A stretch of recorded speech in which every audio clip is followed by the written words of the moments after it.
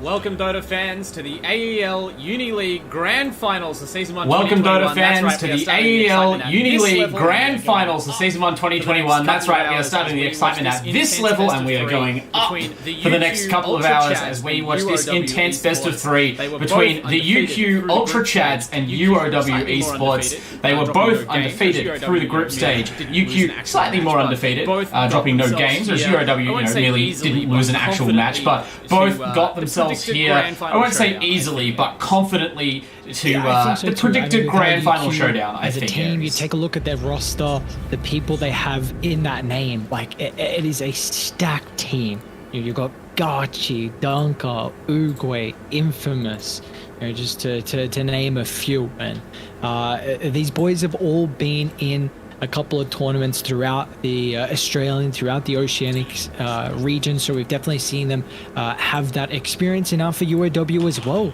they've got that backing a little bit. The captain of Mark, giving them a lot of the experience. Gubala, one of the up and coming position ones, and we saw UQ, like you said, have an incredible group stage run, and UOW have just been building more momentum as we're getting towards these later stages. And you got to keep in mind that these two teams have faced each other already in round 3, which was I believe the upper bracket finals, where we actually saw UQ take down UOW. So UOW looking for a little bit of revenge here.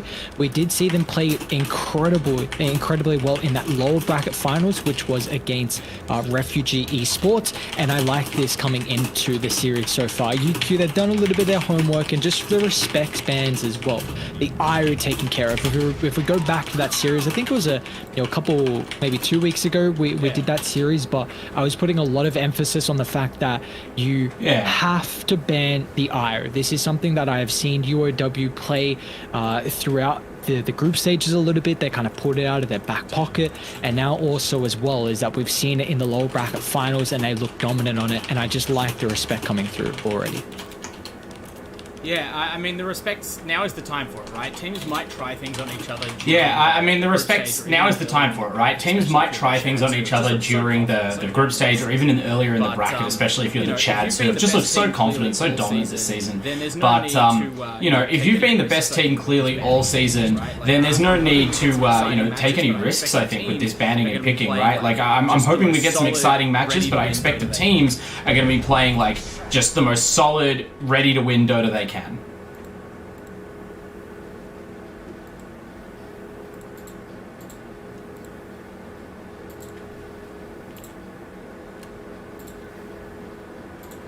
And, we're seeing it. And, yeah, go on. I was just going to say, like, coming into it, they've definitely both done their homework. That they're coming into it with that background knowledge of what each team is looking to play, and it's more than likely that these first couple of bans and picks have been preemptive as well. Like they've definitely worked this out previously, and we're going to see like the later phase, the second and the third phase, be like the ones where the teams might not have as much planning done. But this is, some meta heroes that we're seeing at the moment. The DK is getting picked up an incredible amount. The Leshrac as well, we're seeing from every region. The Nyx, the Snapfire. These are just some really key comfort meta heroes picked up from either team. Yeah, exactly. I mean, the meta is well known at this point. I was thinking we might actually have a patch. Yeah, exactly. I mean, the meta is well known at this point. I was thinking we might actually have a patch after the previous major concluded, the We Play Anna major, which would have really made things in this grand final extra interesting. But, it's no less interesting to play at the end of a patch's life. You might think, oh, okay, well, everything's been figured out. But we've had this patch for so long, and critically, we've already seen so many high-stakes games played that we're, kind of at the point these teams can start to experiment within the bounds of the patch, even try and iterate a bit further beyond. And at the very least, we've had time to practice our Dragon Knights and our Snapfires and our Leshracs by now. So everyone should be playing at absolutely peak when you've got levels. that time to be able to experiment. Some people still think there's a little bit of work to be done to find out some of these little intricate things about the meta right now. So, I like you said, I was really surprised that there was no patch after the NA Major, and ESL I think finishes today, and then we've got qualifiers for the international in I think a couple of days. I'm trying to think when they start. Eastern Europe's in 5 days. Same with South America. Yeah. Yeah, very so soon. like it's teams are already getting ready. We're really getting down to that stage where if the patch isn't going to come out, like when is it really going to? But maybe this is the TI patch. Yeah, maybe this is the TI patch. That would be. I'd be really. Oh man, I don't know, because I thought the patch was going to come out, but honestly, it's not the most broken meta. No. Which I can't hate. Yeah, it sort of felt. I mean, the animation, we definitely had a meta, right? Like, we've definitely had heroes. Yeah, it sort of felt. I mean, the animation, we definitely had a meta, right? Like, we've definitely had heroes that are good and heroes that are less good. But even within the course of that one major, people did kind of go back and forth a bit on which heroes they thought were really good. And even some of the picks that looked absolutely nuts at the animator haven't. Like, there haven't been teams in open outcry about changing them since. Maybe that's because all the teams are just getting used to it because they've realized they have to play with the, this meta still on the upcoming tournament. It's not worth complaining about. But I suppose if we do go into the biggest tournament of the last couple of years, with this same meta, it's not as bad as it could be. It's not TI4 meta or the Leshrac meta from TI5 or the Hohaha sniper patch. It's a good patch, and right now we're about to see exactly how UQ and UOW plan to approach the draft of this patch, at least in game one, right? Like, these teams obviously both have a second chance, so maybe we'll see something a little bit out there in the series, knowing that they can drop a game. But so far, this just looks like comfort, a mix of comfort and patch heroes. As we see the Pangolier picked up for the Chats, likely their 4th position. It's an interesting hero, the Pangolier. Definitely something that has not been prioritized as much lately until ESL, where we're kind of seeing Thompson with this wacky Echo Saber build that's for some reason is busted on like heroes like the Pango. I don't want to say busted, but for some reason the item is able to work with that Swashbuckle and like a Void Spirit with the Astral Step. So I'm really intrigued to see on what the item build is going to be for this Pangolier. Like you were saying, more than likely it could be that position 4. But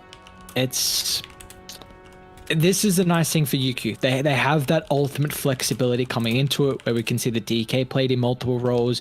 We can see the Pangolier played in multiple roles as well. And at the moment for UOW, you kind of got the Leshrac to play that. I really think I like that. I like that a lot. That gives you a great way to be able to enable the Leshrac. This is a hero who really wants to make sure you use all your mana, and you're vulnerable to kind of getting bursted down. But if you're able to get that one save and just prolong your life and dish out all that damage, thanks to the False Promise and being in the midst of the fight, that's really where we can see the Leshrac thrive. And a lot of that magic damage and that burst damage is going to be great versus someone like the Dragon Knight. It also gives them ways to be able to take objectives, because you already see that UQ, they have this capability in someone like the Dragon Knight with the Elder Dragon form, but UOW now with their own Leshrac as well is really going to have that. I am looking for them to go for someone who's able to play a little bit more of the front line though,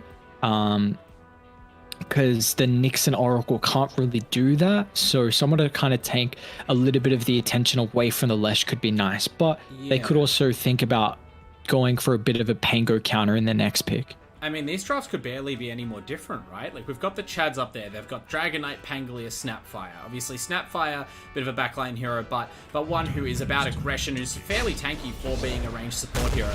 And now they add a third strength, potentially strength core, but third strength initiation hero that can go forward, play on the front lines, like you said, or get into the enemy formation and disrupt them. I think the Chads may not have always intended this tanking, but, even if they did, they're certainly happy to double down on it after seeing Oracle, Lesh, Nyx Assassin, because who is going to stop the Pangolier and the Sand King getting onto these targets that they want? Who's going to keep the Oracle safe? The Oracle wants to keep the Lesh safe so that the Lesh can be a front line, but that requires a farmed Leshrac, so you have to win your lane, buy BKB, buy these defensive items, and your Oracle needs to stay alive. And the Ultra Chads, true to their name, they're just going to, Chad mode it up, barge on into this team and break up their formation, it looks like. Monkey King is an interesting pick because, again, not the hero that most wants to stand there and just absorb punishment, but the Monkey ult can help prevent those dives or punish them by being a kind of pseudo frontline for you.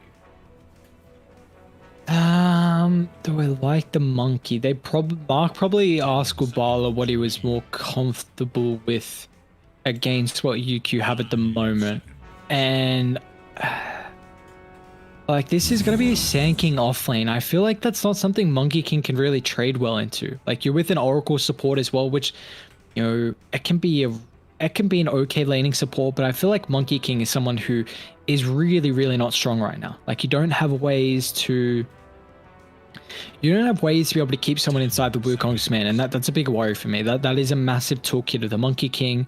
You don't have the like really, really aggressive laning support that can also play with the Monkey, and it's against a Sand King. It's not like it's against a DK offlane or kind of this hero that doesn't trade well with the Monkey King. Like, Sand King can definitely do that, and they also picked it like you picked it into the Pangolier. Like, Pangolier, lucky shot, Rolling Thunder absolutely destroys the Monkey King. Yep. So this is going to have to be, this last pick, I think, needs to be a front line and a lot of AoE stun to enable the Monkey. Yeah, it's the kind of thing where I look at UOW Esports as draft in a vacuum, and I say to myself, oh, well, there's not too much that's wrong with it, right? Like, this seems like a fine draft, especially with the Kunkka, right? There's a bit more frontline, there's a bit more control. But I look at the Ultra Chads draft, I wonder whether the Chads got to see UOW pick their whole team before they started drafting, because they've got so much to punish. Other than, Snapfire having a bit of a rough matchup into the Nyx, you've got multiple ways to punish the Monkey King for trying to stand in his Wukong's command with powerful AoE spells, lots of stuns, tanky heroes that won't,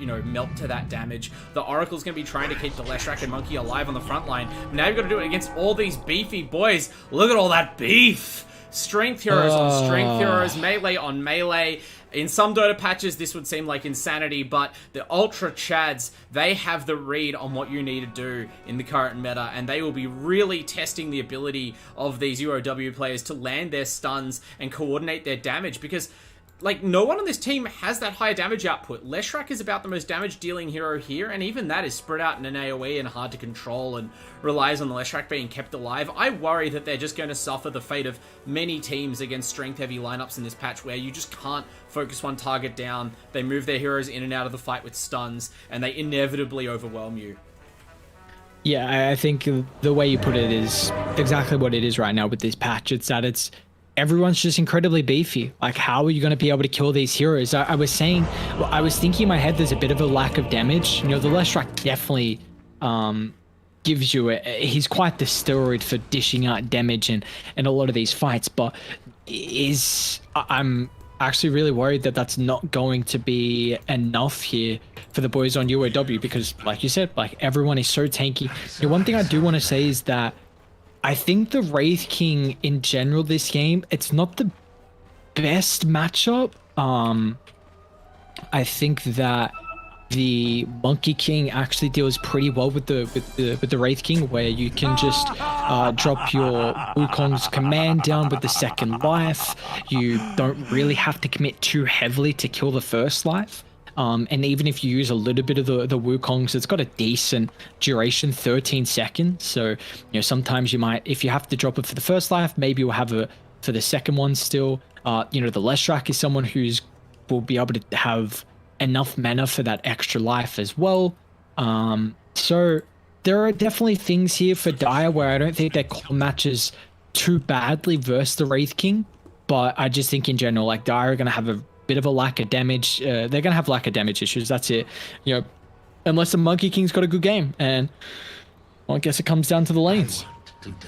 Yep, and I mean, obviously, like you said, the lanes, whenever you see a draft like this, it sort of doesn't really hang together in a team-on-team matchup. Often it's about the lanes. I think it's something that was raised multiple times at the major by, teams like Quincy Crew. It's like, well, our lineups might not look terrific when they work out the way that they do, but if we want our laning phase, any draft can be great, and it seems like that kind of early advantage is what MBTW and the boys were going for there. They tried to circle around behind, try and bait in someone into defending the bottom bounty rune, and take an early first blood to get off to a great start that they need. That didn't pan out, but they did grab their bounties at least, and now they'll be headed off to lanes without incident, so still plenty of time to make good, as Gubala, in the guise of the Tinkerbot Courier, offers a generous high five. The teams plant the flags. This is the spirit that we want, spirit of competition. Both these teams have a measure of very specific respect for each other, and we'll be seeing that come out across the series as Infamous Amos on the Pangolier support, as predicted, just ready to tangle with the Vile Armor. This is an awful mismatch at level 1, right? Oracle, a support hero that, often doesn't really do anything for the first couple of levels. You need to get multiple skills up to combine their effects. And Pangolier he's basically ready to go. Orb of Venom, Swashbuckle, maybe needs a point in the lucky shot, and that's it. And we'll get a quick pause from our teams. It'll give us some time to run down. But first, I want to make sure we take the time to thank our sponsors. We've got our hardware sponsors, Rig Gaming. That's our headset sponsor for this season, as well as AOC, our monitor partner. And their technology has been supporting our players through this entire season, as well as obviously their generous sponsorship that ensures this league can happen. Now, back to the lanes. Gubala against Dunker Dunker. I mean, Monkey King, he's traditionally picked for his laning strength. How's he going to do here?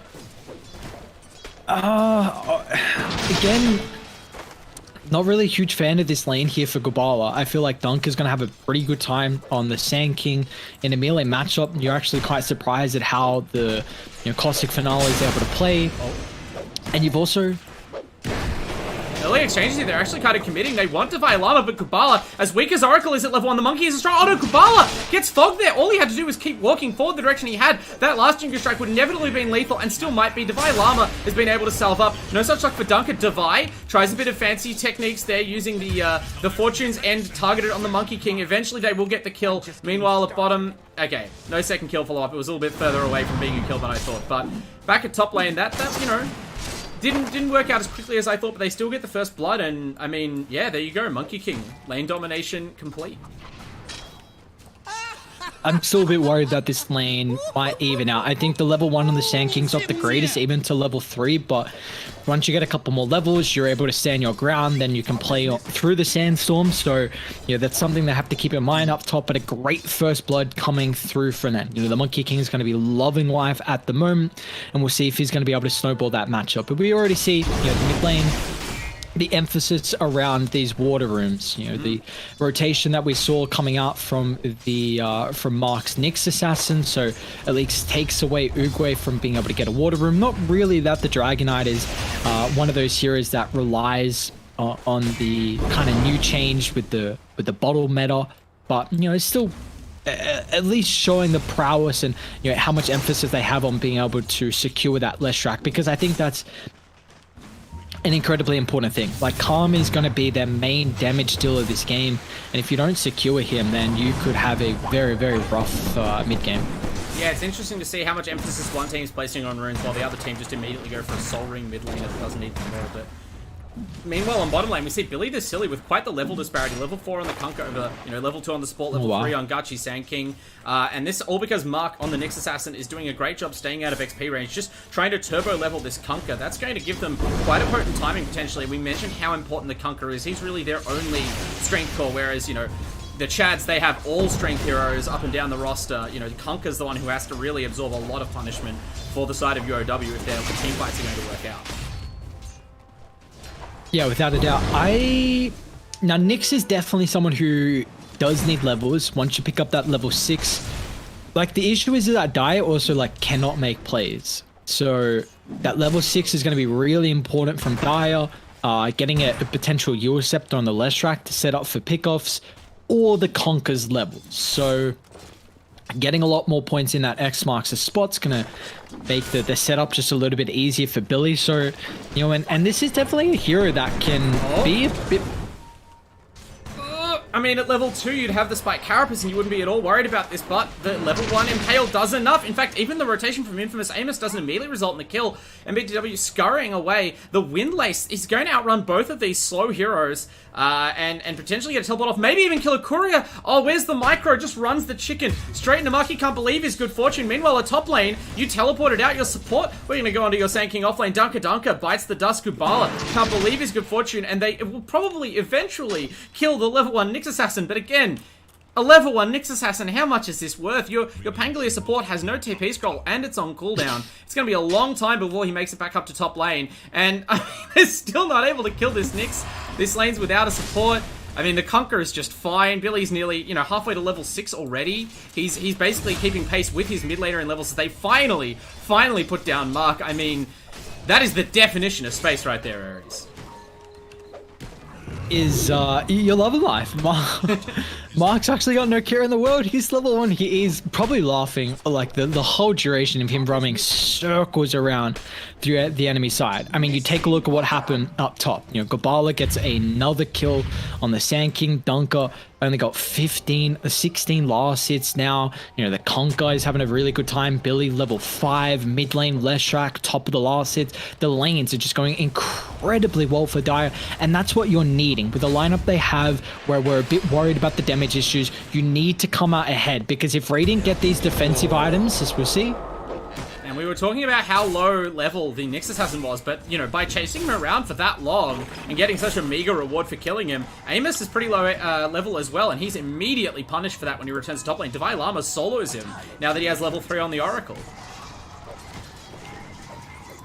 So yeah, this top lane is rapidly falling apart, and it's not entirely because of a Nyx, but I'm going to say it's a pretty big factor. Meanwhile, the bug in question, still terrorizing the bottom lane, now has the level in Carapace, so he's done for a little while. As you mentioned, obviously would love to get that level 6, but I'm certain they'll find a lane to give him at some point, because now that Billy has that ultimate online, that ghost ship, I anticipate that they're going to want to group up pretty soon. Oh no!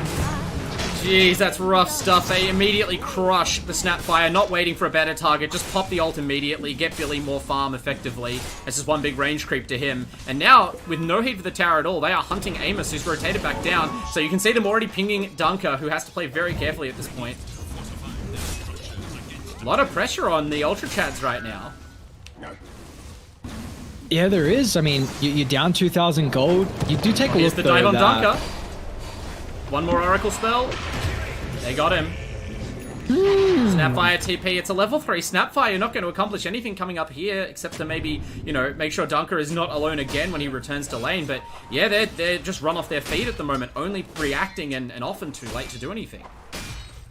I really wonder how different this lane would have gone if they didn't give up first blood at level 1, and if Infamous didn't have to TP bot to chase Mark around for about 30 seconds. Because, I mean, now Infamous is trying to take a small camp away from your Leshrak. They're going to go in mid. Okay.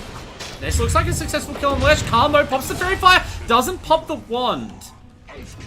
And therefore dies just before Divine Llama can get the heal off on the Oracle. You can see Cast the Fate's Edict, so the immediate follow-up from the Purifying Flames would have made the save, but, you know, that's the problem with Oracle, is not an immediate heal. It's not like a Dazzle Shadow Word or anything like that, and that window was all it took to bring down the mid-Lesh. Now we see MBTW might have the chance to kill another Courier here, as we watch pressure continue on the mid-tower. Doesn't get either of them, but does, you know, spook Gachi Muchi Champ, the Raid King farming down here. He's having a torrid time himself, hasn't died, obviously, but, you know, being restricted by the pressure on his team is Uguay. Okay, they complete the tower dive and they get the kill on the Oracle, which opens up the possibility of more. There are mass teleports, and that's rough. Gabala.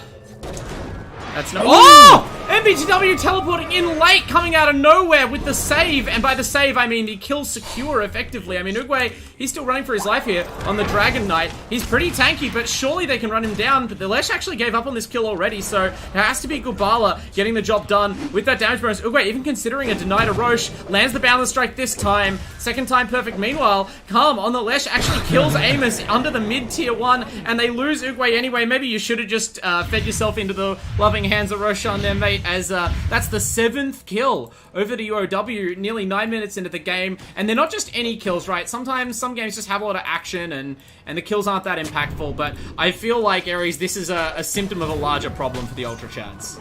I mean, it is. You take a look at their lanes have they've lost all 3 lanes right now. The fact that your tier 1 mid has already been lost, and Gachi's in trouble bot, actually. Oh, surely not. If you can kill Gachi, there's no way. There's no way back into this game. I mean, he has the reincarnation, but even losing the first life when it's level 1 is a massive blow. The cooldown is down for 200 seconds now. MBTW's out of mana, and they're under the tier 1. Now the teleport's finally come. I was wondering whether Gachi was even going to get help, and a timely pause occurs. So, yeah, give us your breakdown of the fight we're likely about to see. I'm assuming more Radiant teleports, right? This is a chance you need to take. I'm a bit worried because they didn't instantly TP down. Sand King's got the only one available. Snapfire is pretty close, only level 5, so won't have the Mortimer Kisses. And Oracle's gonna die. You're not gonna kill Billy because he's got a medallion. Okay, so they're looking to play around Roche, but Yeah, he's got 1300 HP plus the ROM buff that's about to come through. Even this Oracle kill might take them a while. I mean, Sand King, 4-point Sandstorm, but they won't be able to keep them through it. I don't know. I just, like, why did Radiant or TP down earlier? Like, we saw Gachi getting dived. You had a Sand King teleport available. Like, you have to instantly TP to the tower. Because, I mean, if you're able to Burrow Strike 2 underneath the tier 1, then I'm 100% that they get both those kills. They may only get one here, though. Yeah, no, you're right. You're completely right. I was just checking the positioning of like Sand King Courier or anything like that, because I thought, well, maybe there's a scenario where you think someone else on your team must have the TP ready, or, you know, maybe you're deciding whether to fight for that second life or not. But yeah, you're right. Like, the Sand King, this is your time to shine, right? Preventing dives under tower with Burrow at this point in the game. This is the hero's bread and butter. In comes Dunker to show that off, and can't find it. It's level 1 Burrow, so he can't even find the target on Divine Llama. He casts a Sandstorm on the ground, but he's getting no one with it. He might get this Oracle, but they're chasing Billy the Silly out of the fight. The Snapfire's arrived. The Dragon Knight in the end does not have to TP, but they managed to pick off Divine Llama. It cost them Uguay in the mid lane. He can't get his own TP off because he's killed by Calm's Less Strike. In fact, Billy's just gonna face boots out of here. Everyone is poor on the side of the Ultra Chaz. They just do not have the foot speed to keep up with this wind-laced man, this phase-booted man.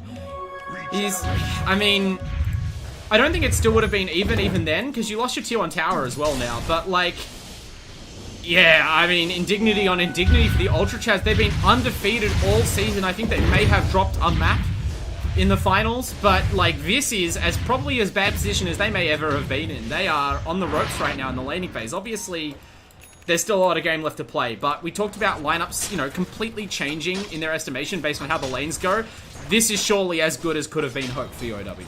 Another kill down bot as well. Calm chases through the left track, and you see top as well. Pango going to be a bit of trouble. Swashbuckle not enough distance, and Gobala picks up a mega kill streak here for your monkey. I mean, he's already got this pretty much Echo Saber completed. This next full creep wave is going to be able to give him that gold, and you are now playing heavily around this Wraith King being your win condition, and I'm a bit worried that they've already lost these 2 tier 1 towers, and they're also going to lose Roshan as well at a really early rate. The fact that your offlane Conquer went for a medallion, Sand King teleporting in. They want to set something up here in the top lane. Dunker goes early before Pango arrives. He has to. It's going to buy enough time, and Amos level 6 as well. This is a big power spike for the Chads, and they've found the best spot to capitalize on it, but they might not get Kubala here. They're centering the Pangolier onto Divine Llama to make sure the Oracle goes down, but Kubala throws out the Wukong's command to try and protect himself, and by the time Uguay arrives in the lane, it's too late to get him, so they only produce an Oracle kill.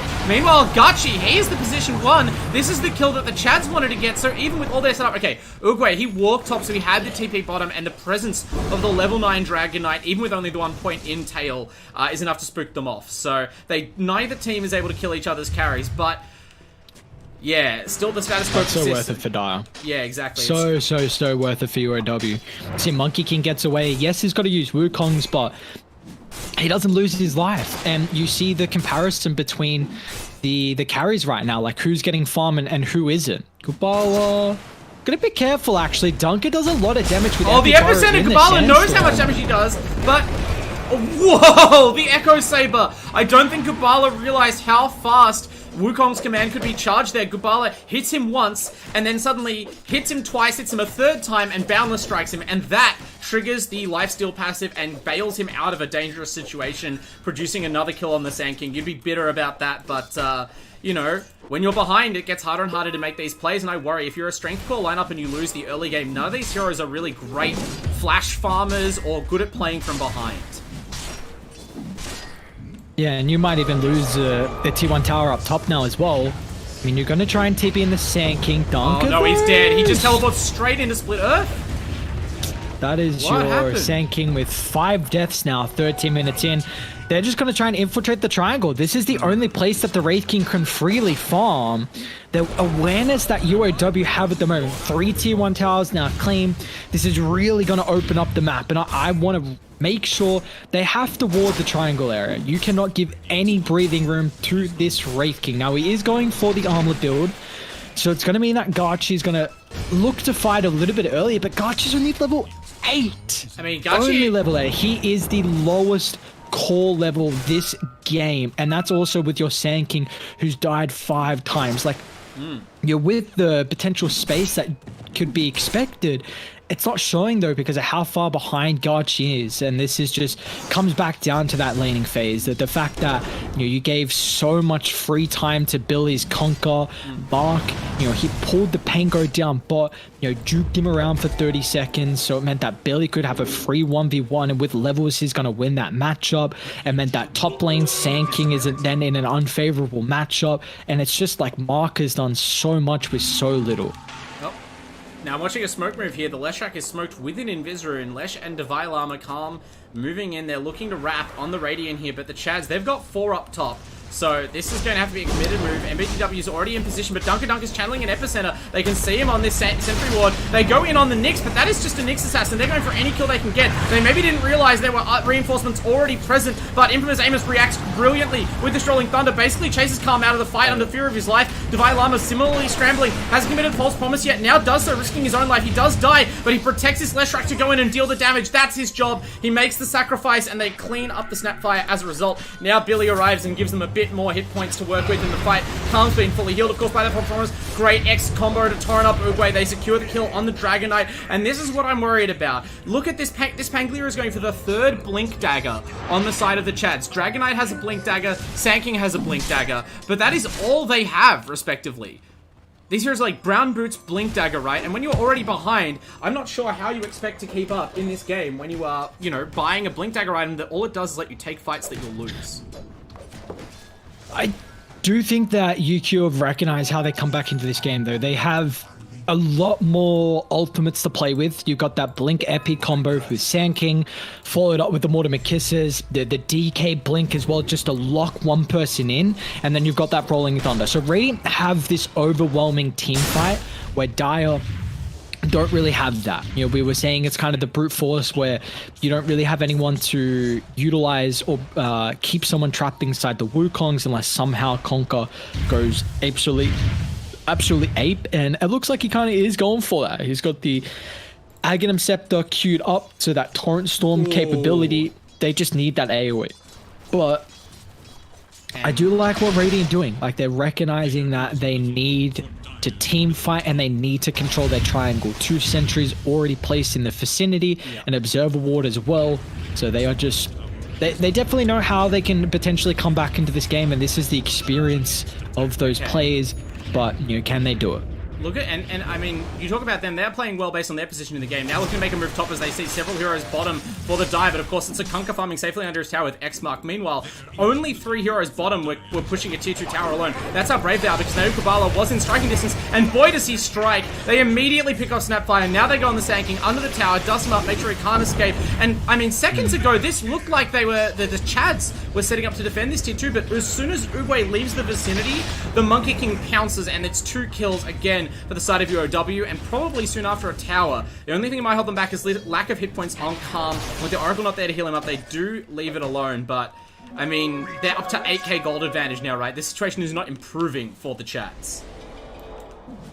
Maybe they got a little bit baited because of that Observer Ward they had down bot. They had pretty good information and thought they wanted to use it, but I feel like it might have just been better for Radiant, honestly, to get a little bit of map control and take that tier 1 tower top. You get an extra couple of camps that the Wraith King can farm with, get a little bit of gold in his backpack, and now it's kind of cost you your positioning on the map. Infamous is soloed down bot. Gabala's going to be able to see if there's any backup right now, so they should be able to dive him next creep wave. That's what they're looking for here. Yeah, I love this situation. Amos was pump faking the Pangolier ult before, and then suddenly Gabala is the one poached on a tree, pump faking his ultimate, and now they cruise in. Amos can't even get the spell off. He gets Diffusal Bladed. All his mana ripped away from him. Does not even get to cast Rolling Thunder. And that's a big sign of how the game's going when that can happen to you. But granted, they at least don't sacrifice any other heroes. And Gachi, who has at least completed the armlet and is pushing towards a Desolator, I guess, has taken the top tier 1 tower. Has to come home, though, because his tier 3 is under threat. They're even just going to try and Mortimer Kisses for the creep wave there. That's kind of the issue with the Nyx Assassin. That Spire Carapace makes it so difficult, but you're going to have to mount a defense. Blink on Pango. Let's see if this helps out. The Chad's taking a greedy trade. Gachi is committing to the top lane. They don't want to bring him back because they know that a full-on fight probably isn't in their interest. They want to, if they can, just buy time and scare off UOW. Now he's going to have to come back though because they're committed. All the ultimates drop. Calm's huge in the fight. He's covered in AoE damage and Amos can't pin him down. He gets the backlines, but the Leshrac has already done too much. Melts all of the strength heroes involved there. They were inside the Lesh AoE, inside the monkey pit, and I thought there might be some clever answer to that, but it turns out no. You just die if you fight there very quickly, even on these strength cores.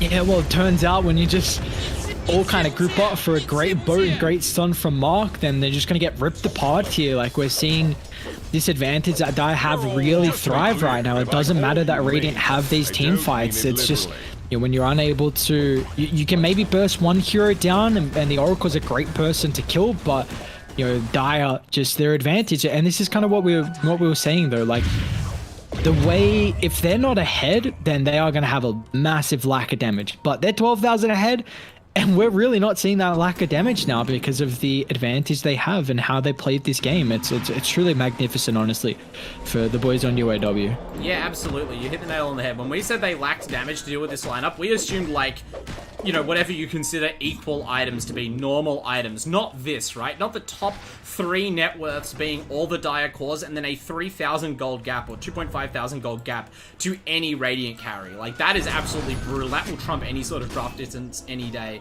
at this point in the game. It's only 20 minutes in and they're 12,000 gold up. Billy, with that Aghanim Scepter that you mentioned, just has so much control as well. And they've got still a big window here where they can play versus Wraith King, because you've got Mana Burn that's still only level 1, and the Nyx Assassin is level 11. So you want to be able to get a little bit more points in that to deal with the Wraith King. Now here in X mid, Infamous might be in trouble. Yeah, he's trying to slide away to get his spell off. Does manage to actually cast a Rolling Thunder this time, but oh no, they're just going to make him look silly. Calm actually playing Bullfighter there, walks out of the way of the Rolling Thunder, and Amos will at least walk himself back to base. He doesn't get himself killed, going for some crazy stun. They are in full fight avoidance mode, right? Like, look how much distance there is between the Radiant heroes versus the Dire heroes, and that means that, you know, you can clearly tell who's in objective taking mode, and UOW, they descend immediately on their top tier 2 tower. That's all the outer towers gone. Next objective is Roshan, I'd assume, and then the high ground, and the Chads are running out of opportunities to reverse the flow of this game. Yeah, those opportunities are coming very, very few right now here for the Ultra Chads. I mean, what do we got for Gachi? Deso is almost completed, so the issue is that it's going to take a while for Gachi to get into the middle of the fight. Like, you got to blink on Sand King, blink on DK, blink on Pango, but Gachi with this armlet Deso, one is going to get kited a little bit, and all those stuns, like, he's not going to be able to overlap them with his own damage because he can't get instantly in the middle. So it's really, really going to have to come to kind of luck on how these fights are situated across the map, and Infamous should be dead up top here. Yeah, they actually take a break from killing Roshan to drop over and pick up the Pangolier. That is his 6th death. I mean, he's doing the important thing, scouting for his team, because they're taking so long. You wonder whether maybe we should actually come out and contest this Roshan. I was going to ask whether or not you put the Aegis on the Lesh or the Monkey, but I think we both know the correct answer. Calm has just been autopiloting his way through this game. Dead. Oh, actually, yeah. Gachi, no way. He gets caught out of bottom. Again, they anticipate maybe the aggressive movement through the triangle where they kill Amos. They don't anticipate take the Aegis, immediately teleport several heroes bot and kill our carry. But that is what, you know, the kind of decisive play that UOW are bringing right now. They're able to just immediately find that kill. It doesn't seem like it was under a ward, so I'm not sure how they knew he was there, but they get him. And, okay, Dunker. Almost went for it, cuts the trigger bars on, and really thought about epicentering just to give him a piece of his mind, and then, you know, realized this is the grand finals and you probably shouldn't do things like that no matter how satisfying they are. Waddles his way back to base because you just can't touch this monkey right now. He's flying out of BKB, and they're going to go high ground with magic immunity on Gubala and an Aegis on this Leshrac, who has a 14 charged Bloodstone and an Eternal Shroud. I am not sure how, you know, we talked about lacking damage. How did the Chads get UOW out of their base? They commit the Sand King Epi, but it barely gets anything, as you imply there with that Psy. There's a false promise on this Lesh. He's in deep, actually maybe just the Edict, and they're going to easily pick off Dunker. This Rolling Thunder gets nothing done on the back lines because they're not able to put out any damage on the front lines. They can't commit Gachi, they can't commit the DK, they just have to watch as their heroes and towers fall. Now they all buy back, so at least the Chads will be fighting with 5 to defend their base. Haven't lost tier 3 yet either, so that was more emotional damage being done there by UOW. You know, they kill the heroes that don't matter as much. They draw some buybacks. They flex how easily they can walk uphill. Karma's just immune to so much of this magic damage between Eternal Shroud and Fate's Edict. That's before you even bring False Promise into the mix. The Kunkka, you know, I don't know, refilling people's bottles. It's crazy how much sustain they can produce, Ares. Yeah, it really, really is. And now that Radiant, you know, a couple of these ultis on cooldown, Dire is still going to be able to walk up the higher ground. They're smoked in their own base. They're trying to find either the Oracle or the Monkey King. I think they see the Monkey King. And they do see him move, but he's able to hop away. They're just going to lose their racks potentially over this. I know the Monkey's a bit disconnected right now. They're going to try and fight the main group of the team, but MBTW immediately breaks things up. Amos comes through, but how fast can they bail out Gachi? He dies, does get his resurrect off without that shard. Doesn't have the time to mana burn him, but they're already on his second life. Has to just retreat as Dunker goes down behind him, and they actually just call GG. He knows that he's dead as soon as he sees the X mark from Billy the Silly. This Kunkka hero has wreaked havoc all game, and what absolute domination, Ares. I would not have predicted this, honestly, from either team, but especially not from UOW. They came prepared tonight. Oh, that they did. I mean, what a game one performance. What a exclamation point they put to start this grand finals. You have to keep in mind as well that UOW, I'm almost certain they won game one of the upper bracket finals versus the UQ Ultra Chat. So this is kind of the same thing, the same storyline that we have at the moment, where UOW, they were able to win game one, but then they lost game two, forced the game three decider, and they lost that as well. But with how they're looking, like, this is just dominant. It just was not even close. Their lanes, little things, and that's, you know, the beauty about Dota. There's little things that can just change the complete storyline of how a game is going to fare. And I really think what Mark was able to do on that Nyx Assassin meant that Billy had such a great time on the Conquer. Loved the itemization. His lane versus Gachi, though, like, Gachi surprisingly didn't get much out of that lane. You brought the Pango down. It meant that the Pango wasn't able to man fight with levels for the Sand King against the Monkey. So Gabala goes 10-0 and 12. Calm pops off on the Lesh. Everyone on UOW looks solid, and UQ, it really seemed like this is a draft, though, that I feel like they're able to execute with. Like, these are some pretty comfortable heroes, but simply put, they just got outplayed here from UOW. Yeah, 4k hero damage from Gachi for that game, nearly 18,000 on Gabala's Monkey, 18,000 on the West track. I think that says about as much as we need to, but you're completely right about the Nyx Assassin, right? It's interesting, because when you look at a draft sometimes in game one, you go, oh, okay, well, that was just a clear-out draft. Just collect yourselves. Game two, presumably you can correct that mistake and move on.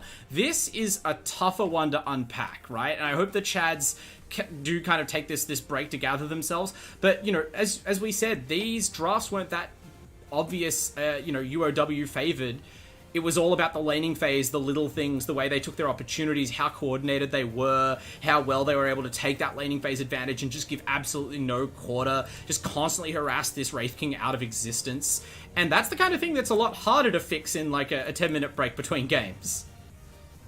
Oh, yeah, it very is. Like, it's arguable, like, those 10 minutes, like, what are you really able to do? Is it going to be enough time to go over it a little bit? Maybe they were discussing it towards the tail end of that game, but all in all, UAW, that was a statement put on these grand finals. Yeah, absolutely. I'm impressed, absolutely, but I'm also a little bit scared because the Ultra Chads, we haven't gotten to see a lot of them, and they are truly one of the best teams. I know, you know, we just watched that rough game from them. They have earned their place in these grand finals, and I'm really hoping they are able to show off, you know, the skills that got them here, but they only have one more chance series. This is a best of 3 grand finals here in the Uni League, and if they suffer a similar laning phase to what they just suffered there, I don't know if we're going to be seeing much more of them. Yeah, I mean, they're going to be able to come back and reset some way. Let's again, it felt like a draft that was able to work for them, but you know, it just wasn't enough in the end. UAW too strong, able to take game 1 here, and we'll see what game 2 is going to look like. Absolutely. All right. Well, we'll be back after a short break, everybody. Don't worry if the stream goes down or something. We have some technical issues that we may or may not resolve. But regardless, in 10 minutes, we'll be back with Game 2, possibly the final game of the AEL Uni League.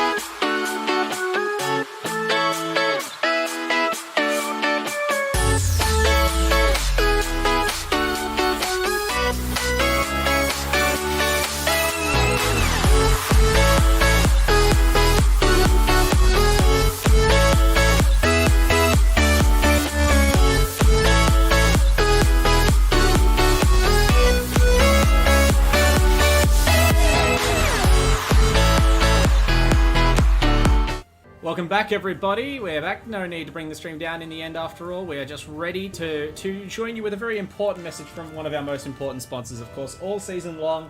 Chatime has been the beverage sponsor of choice for the AEL Uni League for a couple of seasons now, actually. And just in case you were wondering whether or not their largesse was genuine, here they are. They have topped us up tonight with some delicious bubble tea drinks. Oh, as I just...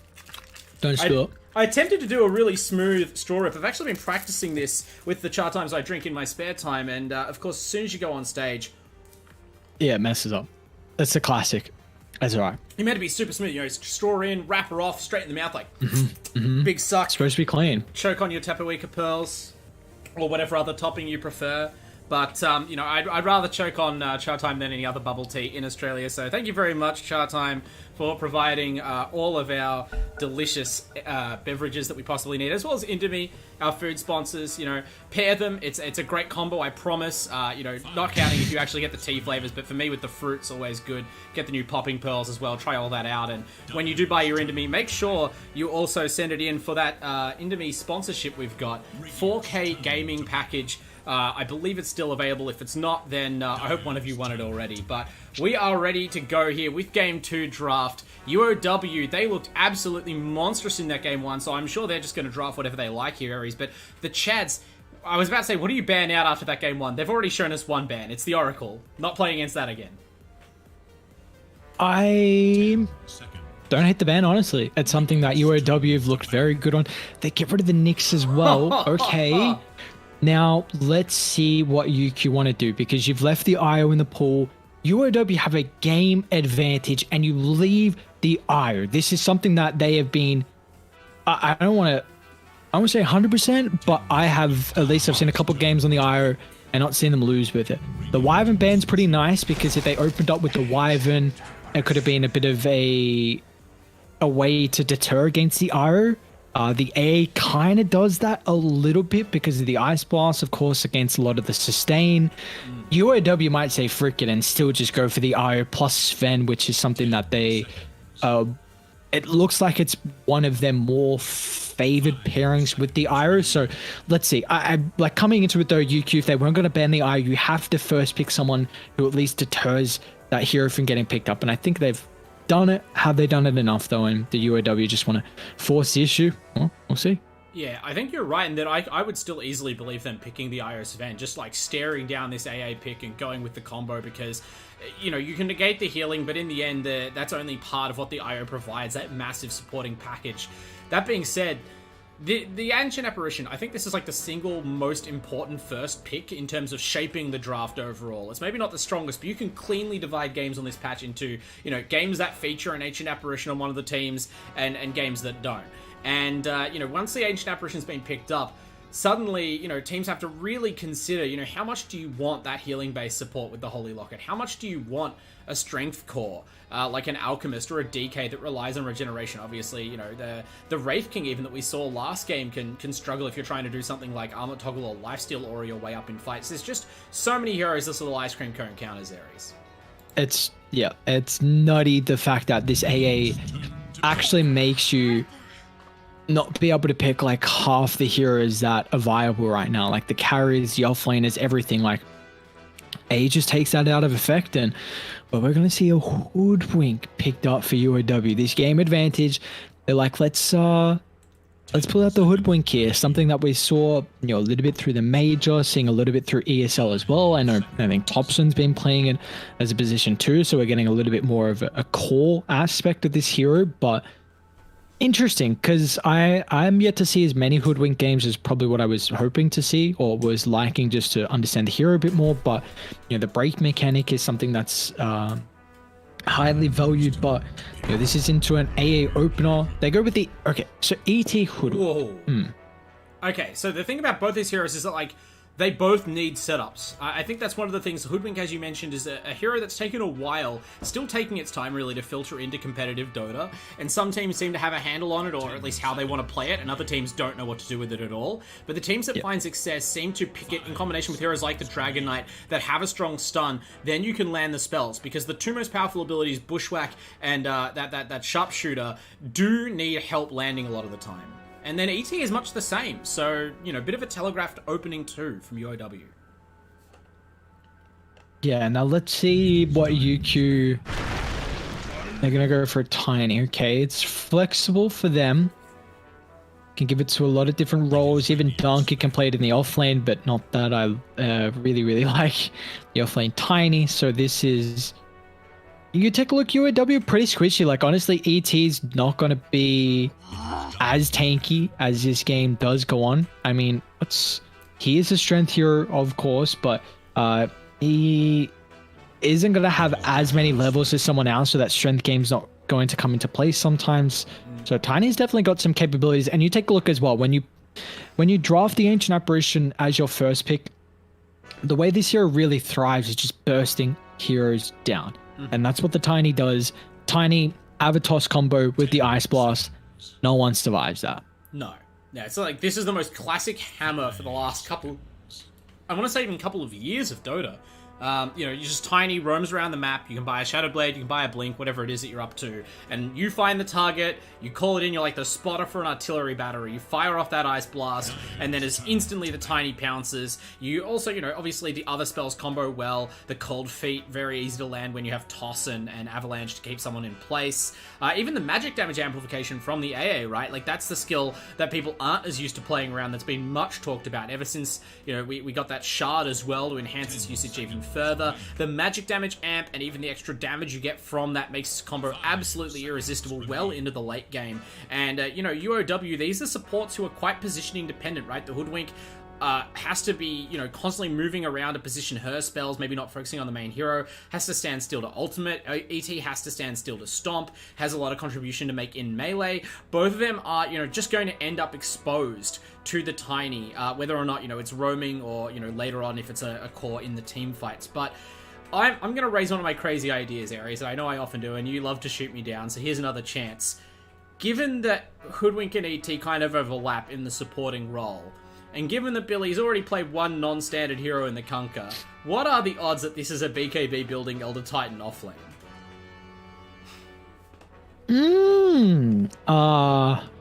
I think it would have you seen Billy play that before? I haven't. And it's a fringe pick, but I have at least seen players talk about it. It was picked once at the major, did absolutely disastrously.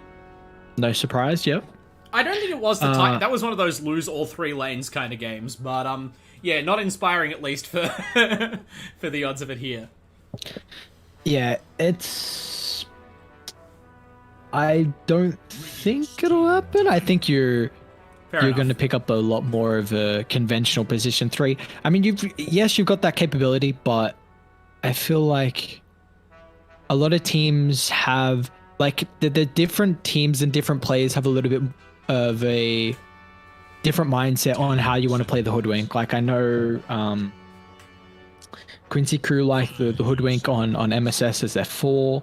I know, like, a Mega Esports, for an example, in Southeast Asia like it as a 5. So, you know, at the moment though, with it set up, like, we don't really see much ET4. China likes to run it, sometimes Europe. So, you know, I guess these supports can kind of go back and forth in how they want to play, but yeah, the Hoodwink is still definitely someone who is new to me, so I'm just intrigued to see on how UOW want to play. It has to show, like, the fact that they've taken so much time on this pick here.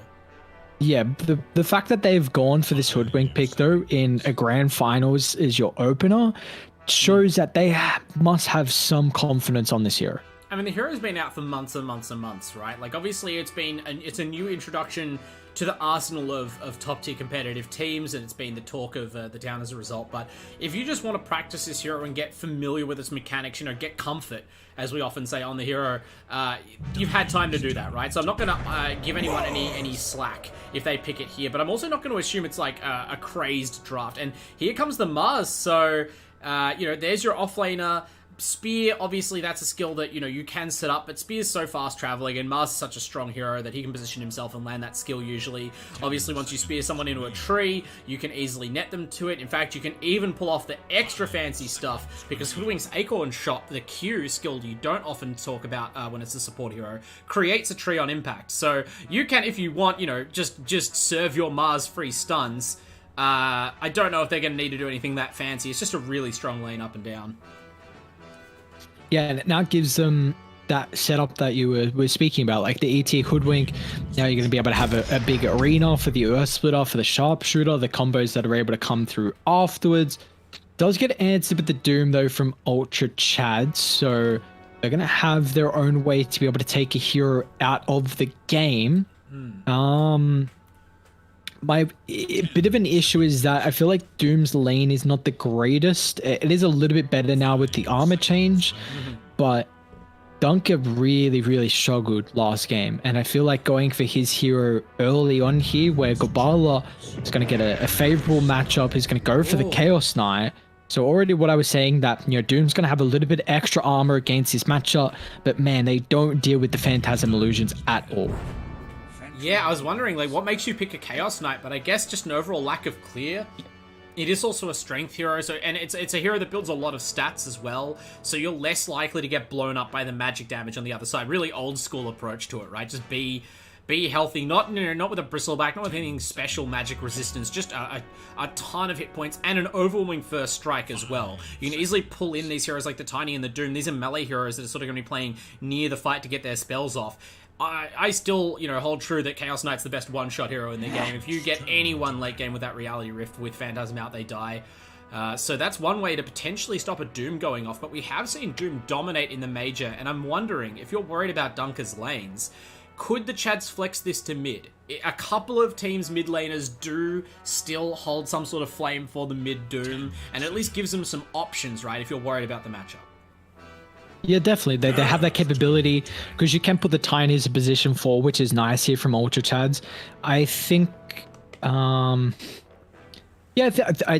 definitely think you can do that. You don't have the Ultra last pick, though, which is a little bit unfortunate. That would have been nice to know if they had the 24th pick, where that flexibility really would have gone into play towards the tail end of this draft. But I believe we're looking for... okay, so if it's a Tiny as a 4, I think they need some way to set up for the Ice Blast. See, the Void Spirit's getting banned out. UOW do have a lack of control.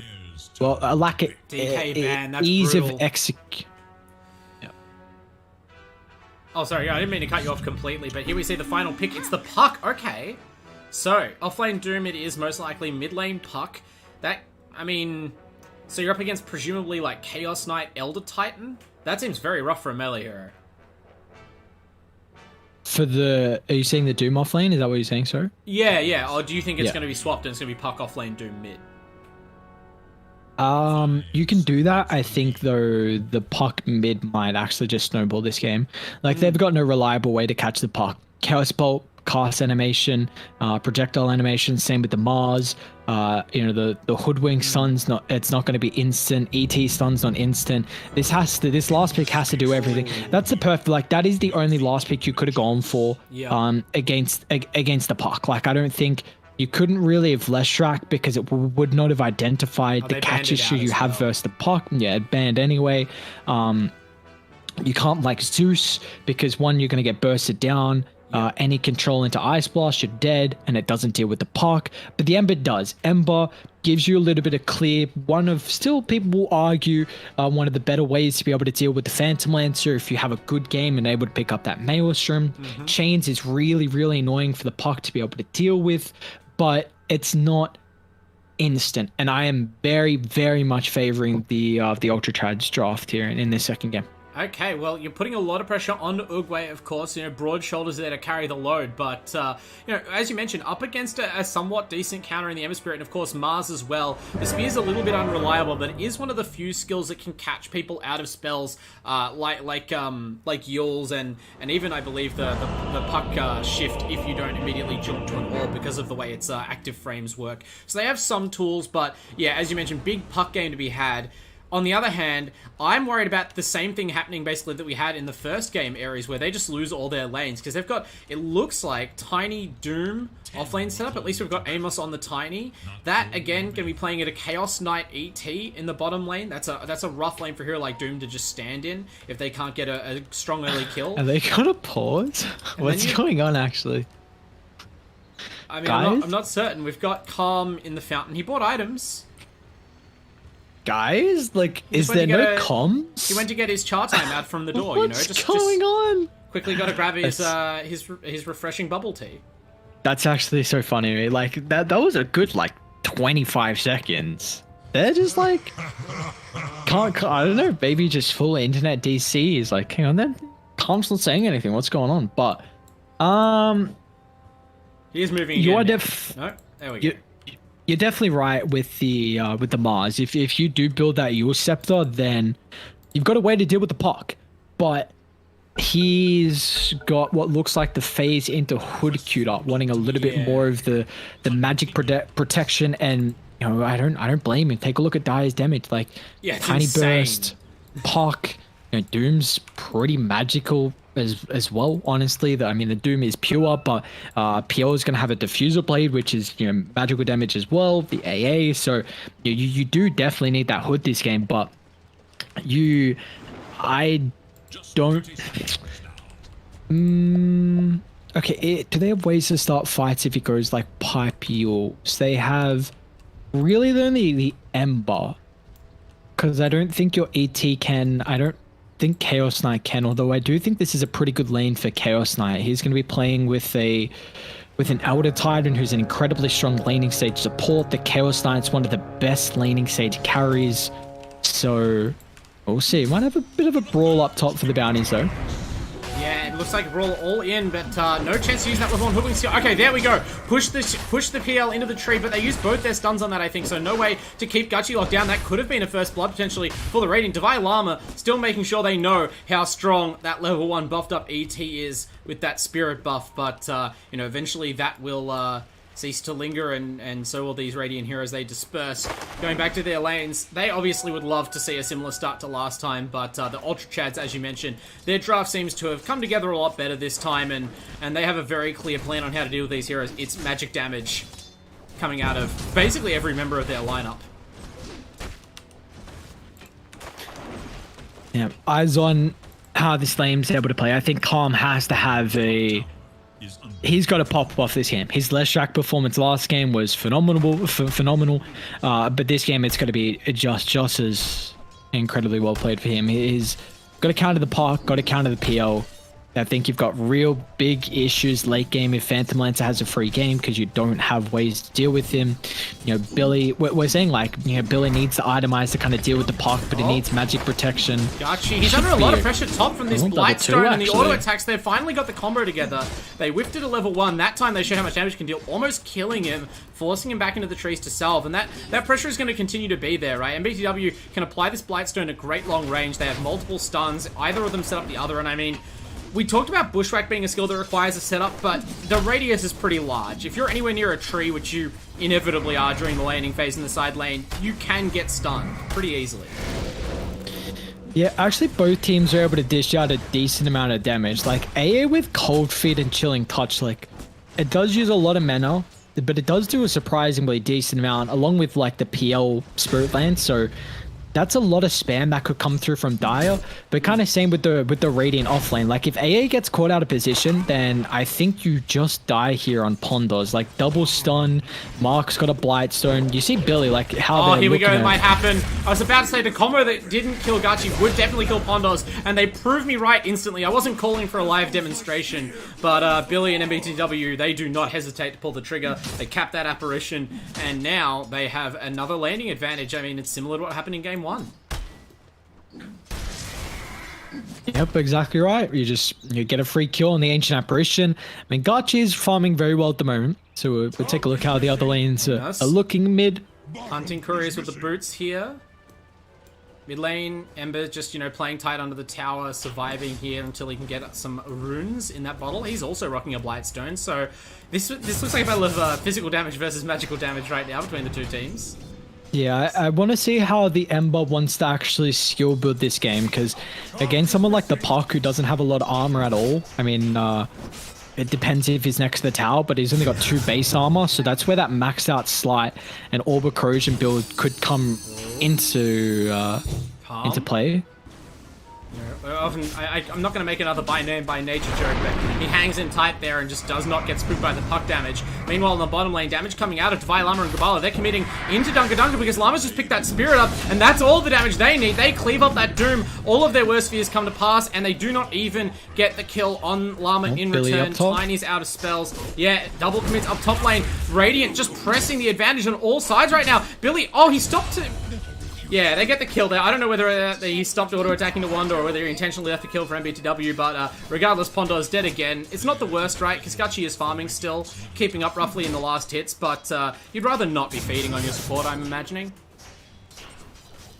Yeah, probably maybe once is okay, but when you're dying a couple times... Wait, look at the mid-CS. Palm is destroying Uguay. Yeah, I'm trying to see if this is actually how this matchup fares. I mean, Puck's got... 15. Puck's only got 1 null, and I guess if it snowballs out of favor, then you don't have as much damage to keep ahead. Well, Amos at least is trying to find a way to influence the battle, because I think they've realized how badly this is going, but Calm is just... Even without any wards for vision, even without any hint of a rotation from his team, he is absolutely taking command here. I like what he's doing, like just the constant slide spam.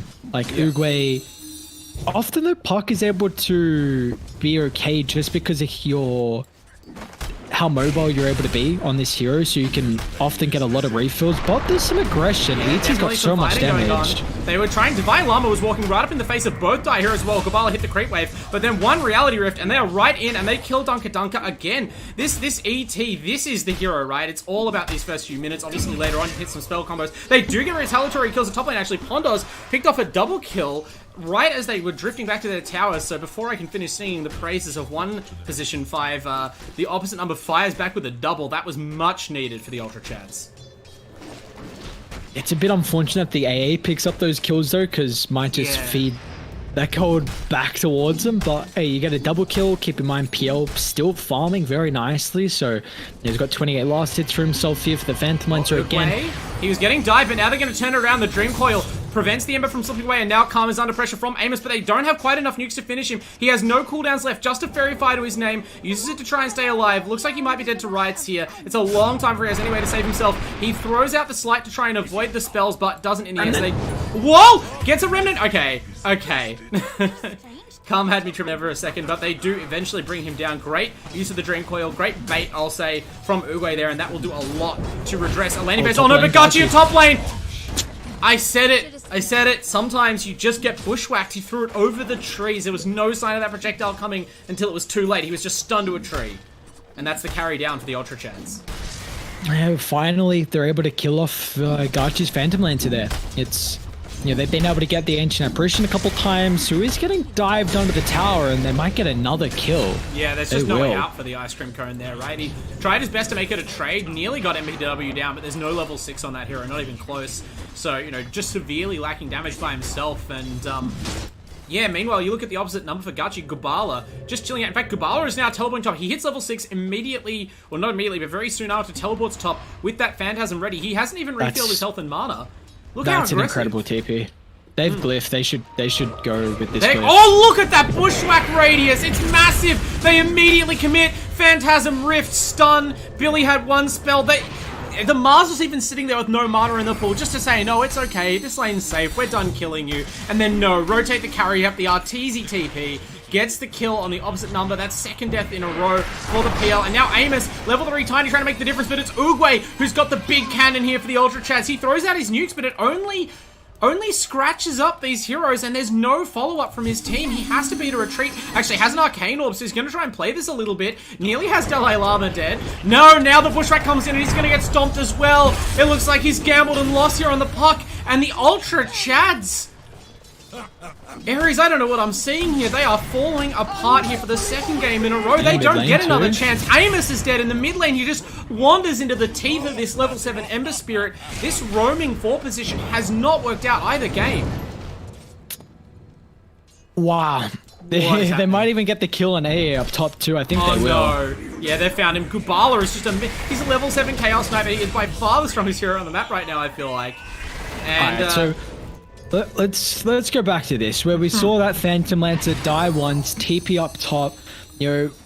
that is just a heads up play from Gulbala. Like that's a high level maneuver. You know the Phantom Lancer, TP top, you've got a level 6 advantage here in your Phantasm. You want to use that, you want to get active. You're incredibly strong early on. You see the Phantom Lancer die, you see him TP top, it means that PL is stuck in this lane. You can't go anywhere. So you see him TP there.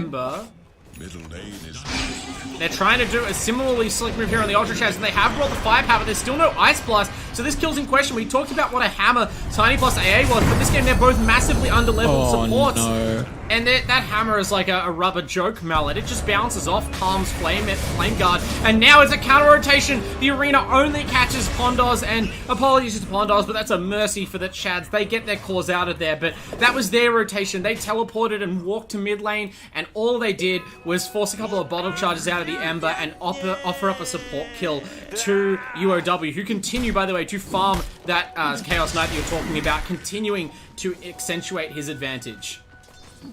That's just a bit of a misplay, unfortunately, for Dyer there mid.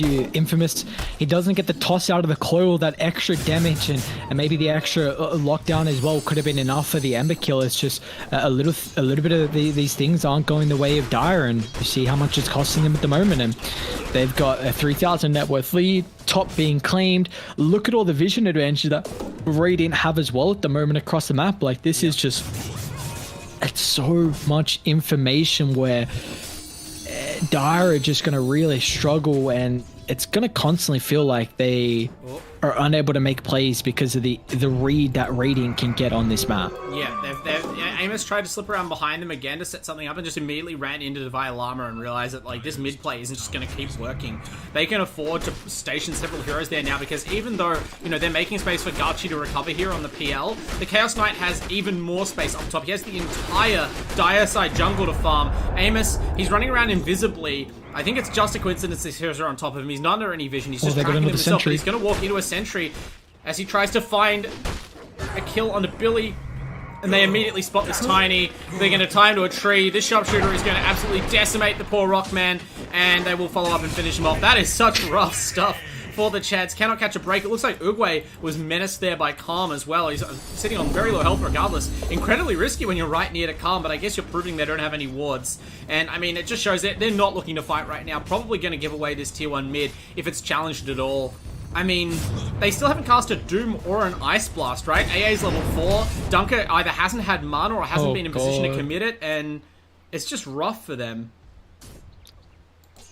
The way Dyer come back in this game is levels and bursts. You've got to get pickoffs. Yeah. Like, you just said the levels. Like, Infamous top lane, we'll see. And there's no help here for this gang. Goodway just arrives and Dream Coils. His team is assumed will follow up. Now they arrive. Amos charging into the pipe, lands the avalanche, but Gubali is still very tanky. Now he stuns the Tiny. He's falling back. I mean, there's little help here. It's only a BTW. That's a pretty good bushwhack, but Dunker arrives. He can just drop his Doom. Now he does. I was about to say, if he doesn't cast that Doom there, you may as well never cast it. But they fire it off. They kill the opposing one position, the most farmed hero on the map. Punish him for some insanely aggressive positioning. They're losing their tier 1 mid for this trade, but the PL is still farming and pressuring bot. So I don't hate this for the Chads, especially given how this series has gone so far. Yeah, I don't hate it either, but I'm worried now that the Chaos Knight's going to spawn and Radiant might smoke, and I would really like them to make a play happen knowing that Doom's on cooldown, that coil. I mean, it's going to be back up pretty shortly here with the Chaos Knight respawn, but you've got a big ulti down in the deck, and I think Dunker just had to drop it. Like, he hadn't used the Doom so far to the success they were looking for. It's a long cooldown, but like, who else are you going to use it on? Yeah, and it gets you a kill at least. You know, he's got that blink picked up, but you see how aggressive Ember can play now, knowing that the Doom's on cooldown. He's got no care in the world.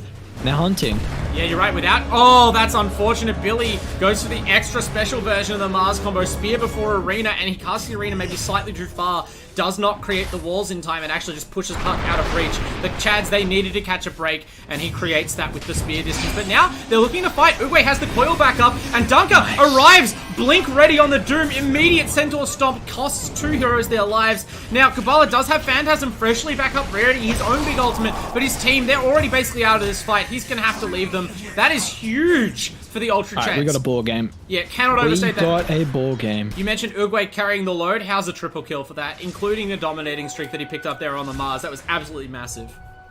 Yep, and Garch as well, just getting a little bit of experience, anything, and even for the supports as well. Like, that experience is so vital. You got Ice Blast now on the Ancient Apparition, Tiny as well, level 6. You really needs levels, because not only does he need the Avalanche and Toss maxed out for his burst potential, he needs Grow. Like, he just needs that armor against the Reality Rift, against the Orb of Corrosion maxed out Slight, or the Mars can do a decent amount. You just need that armor. Blight, so not Hoodwink, so levels impactful, but you've got your win condition getting involved, and all of a sudden this net worth lead, it's only 1,000 here for the boys on UOW. Like, Garchi's had a little bit of space. He's going Diffusal Blade. That Diffusal Blade's going to give him a great timing here to be able to get involved in these mid-game fights, and that was all without He's one in the middle Doom. of 4. Okay, yeah, he has a Remnant to get out, and he does so before there's any chance of a stun train coming out.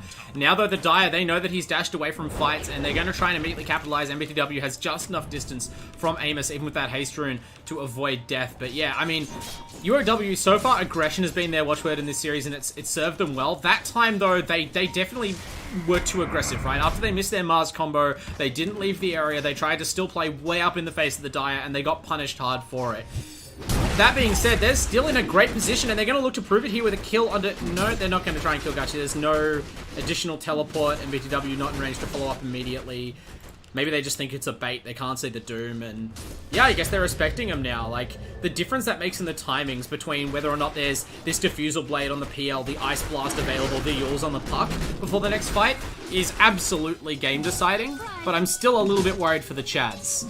Like, they're definitely a late game draft, and it seems like, you know, when this Ember picks up the Maelstrom, which he's been working towards for a while, that could be a problem.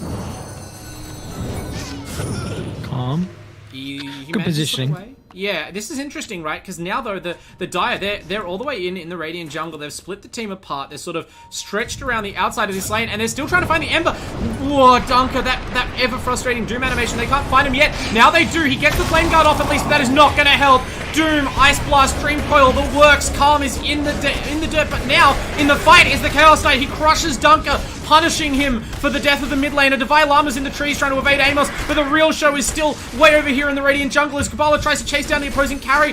Gachi tries to do a little juke with the illusion, but he can't evade the Spear of Mars. Uguay, the last man standing in the body of this fight, and still has some work to do, even as a Puck slip away. Actually, no! He can't even survive one stun. The huge clobbering hits from this enormous Chaos Knight axe bring him down. Gubala, look at this timing. Sange, Armlet, Bracer treads. There's so much strength on this hero. He barely took damage that fight. 8.7 thousand net worth at 16 minutes.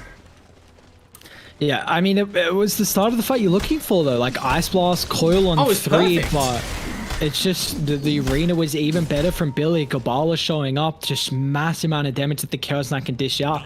It's going to make an attempt here, but, you know, going on the Chaos Knights, that's we a might tricky just one. immediately have round 2. Everyone's teleporting in. I thought it was Amos getting killed for hunting couriers, but Dunker has arrived, and okay, no, they're just going to leave the Tiny. They almost caught them at the tower, but the Puck, he doesn't have the Dream Coil. He almost has it. It's up now, but without that, they cannot fight. And so the window was lost.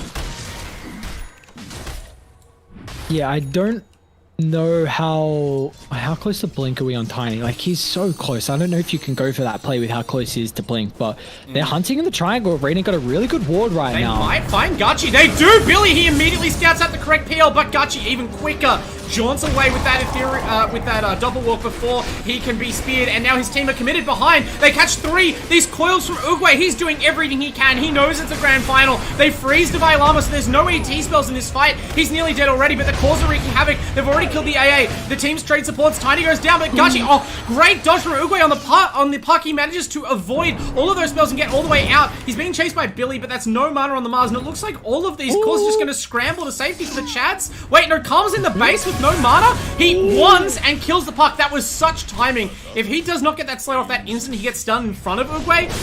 bad things could happen, but now they're just going to pick up Dunker's Doom as well.